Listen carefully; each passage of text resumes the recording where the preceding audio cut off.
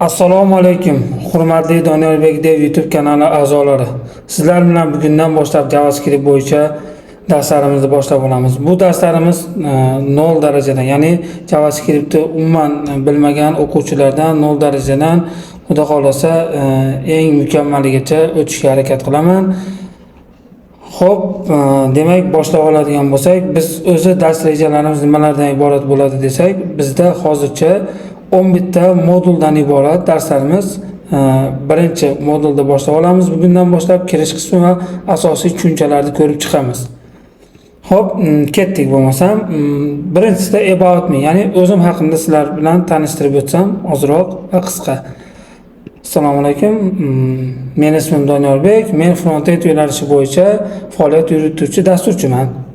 Xo'p, men ishlagan joylarimni dastlab aytib o'tib ketadigan bo'lsam, dastlab Finework kompaniyasida 1 yil ishlaganman va Nevluk o'quv markazida 1,5 yil ishlab, u joydan ham chiqqanman va hozirda IT Akademiya Andijon o'quv markazi asoschisiman va shu yerda o'zim ham mentorlik sohasidan, ya'ni dasturlash front-end sohasidan bolalarga bilim ulashib kelmoqdaman. Xo'p, so'nggi 3 yil ortiq vaqt davomida turli xil real proyektlarda ishladik va hozir ham ishlab kelmoqdamiz. Ya'ni o'zimizda shu o'quv markazimizda IT komandamiz bor. Ular bilan proyektlar olib, ya'ni onlayn, offlayn proyektlarda olib qilib kelyapmiz. Xo'p, ushbu YouTube kanalimiz orqali sizlar JavaScript, HTML, CSS, React kabi zamonaviy texnologiya asoslarini nazariyadan tortib amaliy loyihalarda ham ko'rib chiqishlaringiz mumkin. Hozirda biz JavaScript ko'rib chiqamiz. HTML va CSS darslarimiz YouTube kanallarimizda ham bor. Bir qator ularni ko'rasizlar. Bularni ham xudo xolasa yangi 2025-yil versiyasini xudo xolasa yozib joylab boraman. Hozirda JavaScriptni 2025-yil yangi versiyalarida sizlarga taqdim etib boraman.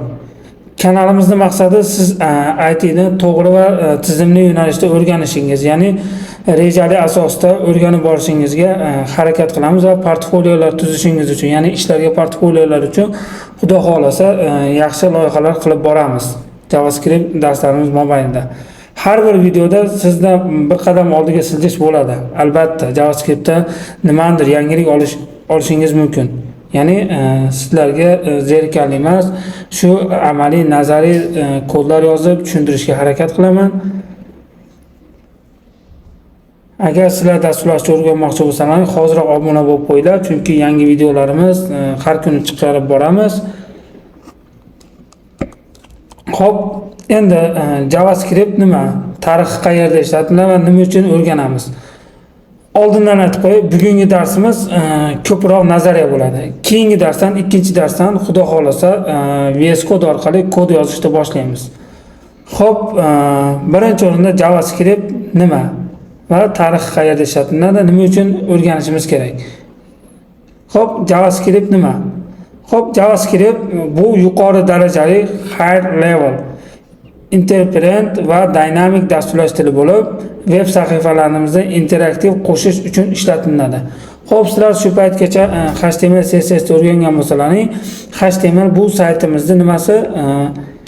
Skelet qismi desak bo'ladi, bo'lmasam boshlang'ich strukturasi. CSS unga style berish, ya'ni stillar berish, dizaynlar qo'shish.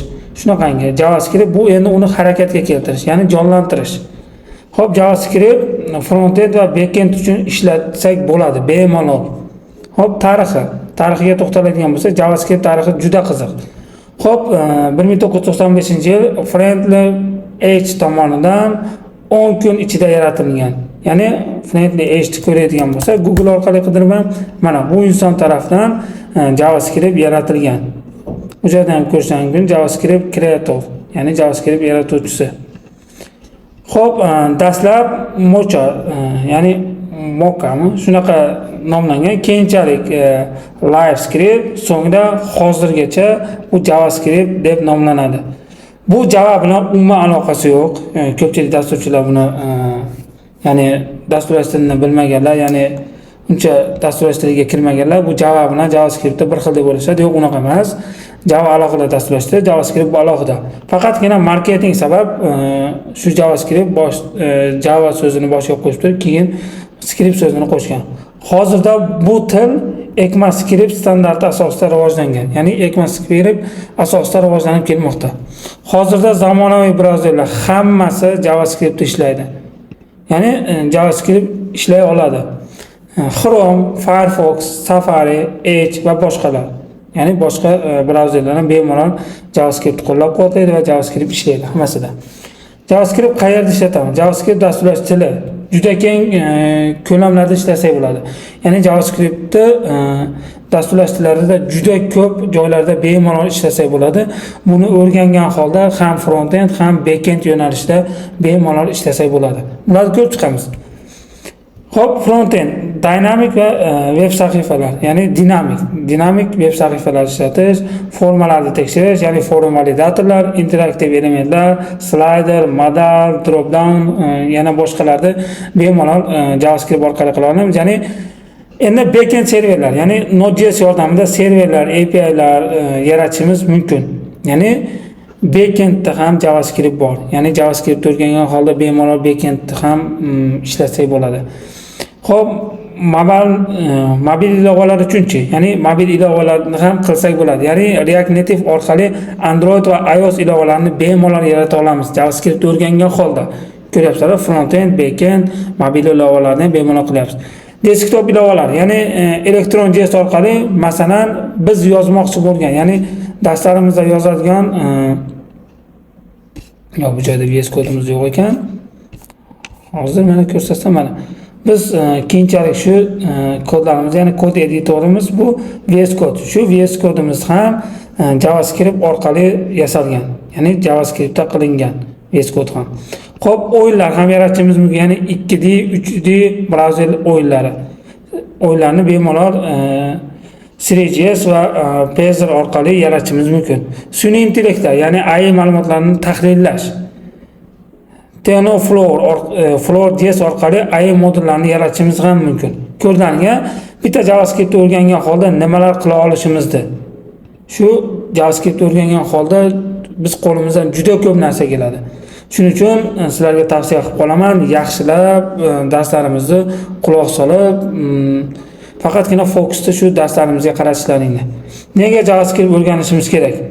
Ish imkoniyatlari juda katta. Ya'ni JavaScript o'rganib olib turib, siz bemalol ko'p joylarda, ya'ni katta kompaniyalarda ishlashingiz mumkin. Dunyoning eng ko'p ishlatiladigan tillaridan biri bu. Freelancerlik, remote kompaniyalarda front-end yoki full stack dasturchi bo'lib ishlashingiz mumkin JavaScript o'rgangan holda. Zamonaviy texnologiyalar asoslangan asosiylardir. Ya'ni React, Vue.js, Angular, Next.js, Node.js, Express.js kabi frameworklar, ya'ni kutubxonalar JavaScript asosida ishlaydi. Ko'ryapsizlar, shuncha narsa JavaScript asosida ishlaydi. Xo'p, JavaScript GitHubda eng ko'p ishlatilgan til bir necha yillardan beri. Ya'ni GitHubda eng ko'p ishlatilgan til hisoblanadi. 2024-yilda Stack Overflow'da eng ommabop dasturlash tili deb ham tan olingan bu. Har oy millionlab yangi ishlab chiqaruvchilar JavaScriptni o'rganishadi. Ya'ni o'rganishni boshlaydi va o'rganishda davom etishadi. Xo'p, sizlarga ham tavsiya qilib qolardim, JavaScriptni mukammal tarzda bizning kanallarimizda kuzatib, o'rganishlaringni. Xudo xolasa, keyingi darslardan biz HTML fayllarga JS ulash, inline script, external scriptlarni ko'rib chiqamiz. Bizda sizlarni 11 ta modulimiz kutib turibdi. Mana bizning dars rejalarimizda darsliklarimizni ko'rishlaring mumkin. Mana bu joylarga yana darslar qo'shilishi mumkin. Kamaymaydi, xudo xolasa qo'shishimiz mumkin. Mana dars rejalarimiz ko'rib olsangiz bo'ladi. Bemalol oxirida bizda amaliyotlar, ya'ni amaliyotlar bu joylarga ham qo'shib ketamiz. Bizda asosan amaliy nazariy usulida ketadi. Xo'p, sizlar menga obuna bo'lib qo'yinglar kanalimga va video yoqqan bo'lsa like bosib, kommentlarda o'z izohlaringni qoldirishlaringni so'raymiz. Dasturlashni o'rganmoqchi bo'lgan do'stlaringizga yoki yaqin kunlarda o'rganmoqchi bo'lgan do'stlaringizga ham ulashib qo'ysalaring minnatdor bo'lardim. Keyingi darsda ko'rishguncha